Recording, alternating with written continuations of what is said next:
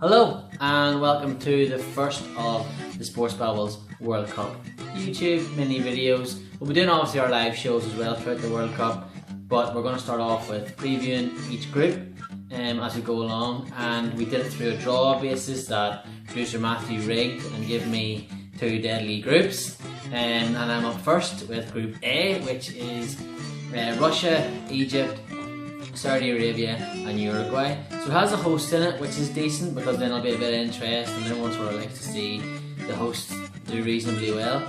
Not so sure if everyone wants to see Russia do well, but this isn't a politics video, so I'm not going to get into that.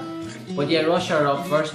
They're going to kick off against Saudi Arabia. Probably the best game for them to start off in the World Cup in this group because Saudi Arabia are the lowest ranked team. The only thing is for Russia that they're missing their best striker.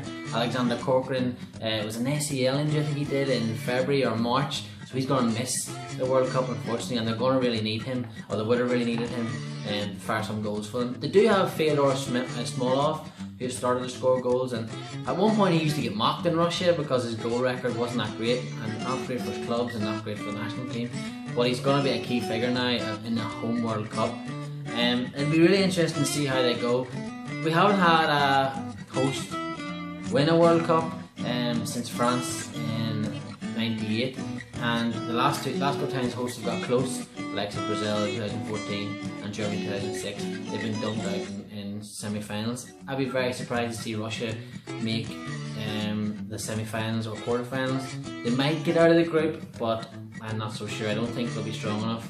Hopefully they get off to a good start and kicks the World Cup. It's always nice to see the hosts do quite well and then everyone sort of buys into it, but we'll see how it goes. They are going to miss, as I said, Corcoran. I don't know where they're going to get loads of goals from, but it'll be interesting to see what happens. So the second team I'm going to look at, and it's Russia's first opponent in the opening game of the World Cup 2018, is Saudi Arabia. Saudi Arabia have gone through 3 coaches so far on this qualifying process to get this World Cup, and the third one in is Juan Antonio Pizzi, the Argentinian, who recently just won the Copa America with Chile in 2016, so he does have very good pedigree. They qualified for the World Cup, and there was massive wild scenes in the country because I think it's their first one since 2002 maybe, or there might have been another one after that, so look, if I'm wrong, apologies. But they got him in, and then there was contract issues and they hoofed him out, so he was no more. And now they've got Juan Antonio Pizzi in. It's going to be tough for him. He's only been in sort of 3 months. He hasn't really had enough time to maybe change things. They are coming in as the lowest ranked team in the tournament, so there's no real pressure on him to do anything. But Costa Rica came in the 2014 World Cup way down everyone's pecking order, and they managed to get themselves to a quarter final. That's probably something what Saudi Arabia will look at and hope for. As I said, their first game, they'll sort of be like Russia, happy enough with their first games maybe against the third strongest team in the group, and they'll be looking to do the same thing, get their World Cup off the bang and try and get a bit of momentum with a win. I'm not so sure. I'd be surprised if they won a game at this World Cup, but fair play to them if they can pull it off. They do have Fahad Al Mowalad, and apologies if I pronounced that wrong. He's sort of like their young star player that's coming through, and he's going to be one to watch out for Saudi Arabia. As I said, the first game up against Russia next Thursday.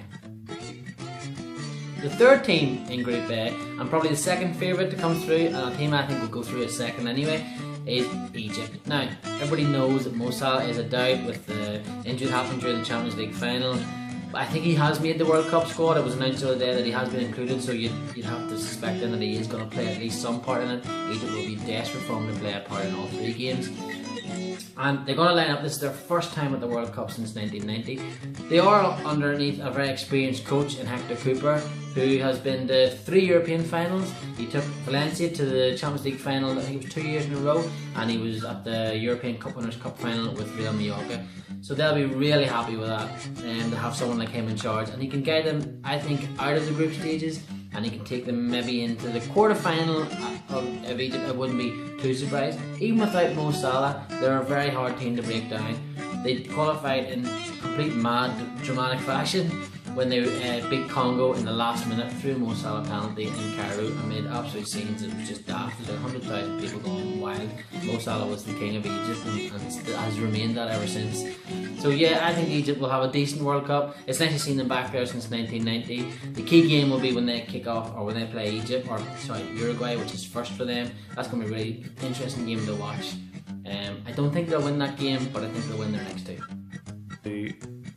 The fourth and final team in this group, and a team that I think they're my dark horses to do something special in this World Cup. I don't think they'll win it. I don't think they have enough to maybe go the whole way and win the term, but I wouldn't be surprised if they got to last four like they did in 2010, certainly quarter-final stages as well within their grasp, is Uruguay. They have such a talented 11. Their goalkeeper Muslera has been around since 2010, well able. They have Jimenez and Godin, who play together at Atletico Madrid at centre half. They have Martin Caceres at full back, and they have Varela that used to play for Manchester United and now playing the other full back, and has managed to change his career around since he's gone to Penarol and got a bit of game time. Their midfield's more youthful this time. There's no more like Alvaro Rios running around hoofing everyone into the air. They have Betancourt and Vicini, who play in Serie A. Betancourt obviously Juventus, and Vicini scored a massive goal for Inter Milan against Lazio in the last day of the season to ensure Champions League qualification. And they also have a really interesting young Uruguayan coming through that's playing his trade at Boca Juniors called Nandes. He would sort of remind you of Saul Niguez, only on speed.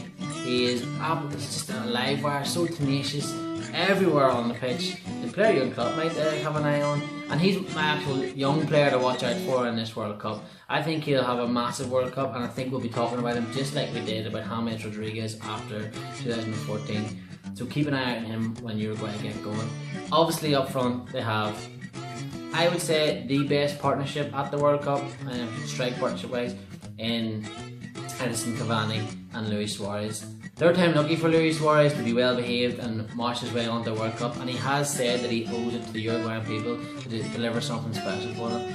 Keep an eye out on Uruguay. I think Uruguay will win all three of their games this World Cup, and I think they'll be really hard to stop. So whoever gets them in the knockout stages is in for a really tough night. That's what I think is going to happen. I think it'll be Uruguay, Egypt, and unfortunately for Russia and Saudi Arabia, I think the World Cup will come to an end after the group stages. As you might be able to see, I have my brand new El Oviedo top. We spent the weekend, myself and Sarah, in Oviedo. We were supposed to be at a game, but the Spanish TV decided to change the game on us, and we just missed it. And unfortunately, Real Oviedo just missed out on playoffs by 1 goal.